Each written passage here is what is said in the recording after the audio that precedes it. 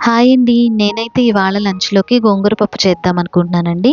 దానికోసం కందిపప్పుని ముందుగానే వేయించుకొని, శుభ్రంగా కడిగి ఒక 10 మినిట్స్ నానబెట్టుకుందామండి. అలా చేయడం వల్ల మనకు పప్పుతో తిన్నప్పుడు ఆ గ్యాస్ అనేది ఎసిడిటీ ఫార్మ్ అయినట్టు లేకుండా మంచిగా డైజెస్ట్ అవుతుంది.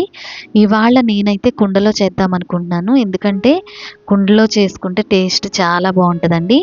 అందుకని కుండలో వేసేసుకొని ఉడికించుకుంటున్నానండి. ఏం లేదండి, టేస్ట్ మరింత టేస్టీగా రావాలంటే మనము గోంగూరకి తగ్గట్టుగా పచ్చిమిర్చిని వేసుకోండి.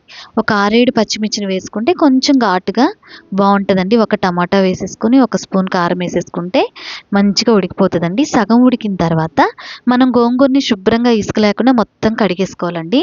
చూసారు కదా! పక్కన మా పాపుండి నేను వేస్తాను అంటుందండి. తనే వేస్తుంది ఆకు.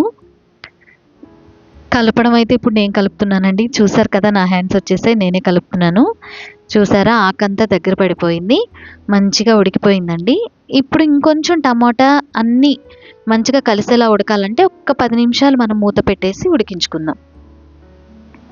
ఇప్పుడు మనం పప్పుతో దోసకాయ పప్పు తినుంటాం, బీరకాయ పప్పు తినుంటాము, చాలా ఆకుకూర పప్పు తినుంటామండి. పర్టిక్యులర్‌గా మనకు ఒకటని ఉంటది కదా టేస్ట్. అలాగా నాకు గోంగూర పప్పు అంటే చాలా ఇష్టం. మా హస్బెండ్‌కి కూడా ఇష్టమండి. అందుకని ఎక్కువగా నేను ఇదే చేస్తుంటాను.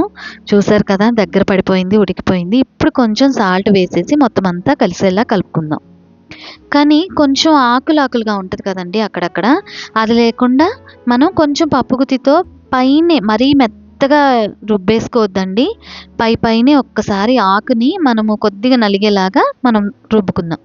ఇప్పుడు దానికోసం మనం తాళింపు వేసేసుకుందాం. ఒక కడాయిని తీసుకొని కొద్దిగా ఆయిల్ వేసుకొని, ఆయిల్ వేడైన తర్వాత తాళింపు గింజలు, ఒక 2 లేదా 3 వెల్లుల్లి రెమ్మలు, అలాగే సన్నగా కట్ చేసుకున్న ఆనియన్ కూడా వేసుకొని లైట్ బ్రౌన్ కలర్ వచ్చేంత వరకు వేయించుకుందాం.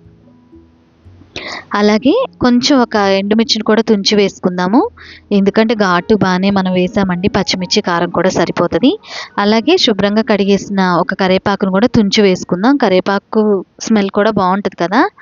అలాగే ఇప్పుడు అందులోకి కొంచెం ఇంగువను వేసుకుందాం. ఇంగువ వేసుకుంటే టేస్ట్ బావుంటదండి. ఇంగువను కూడా వేసుకొని ఈ తాలింపంతా లైట్ బ్రౌన్ కలర్ వచ్చేంత వరకు వేయించుకొని, ఇప్పుడు మనం ఇందాక రుబ్బి పెట్టుకున్న గోంగూర పప్పులోకి మొత్తం అంతా వేసేసి కలిపేసుకుందాం. చూసారు కదా! ఎంత కలర్‌ఫుల్‌గా ఉందో!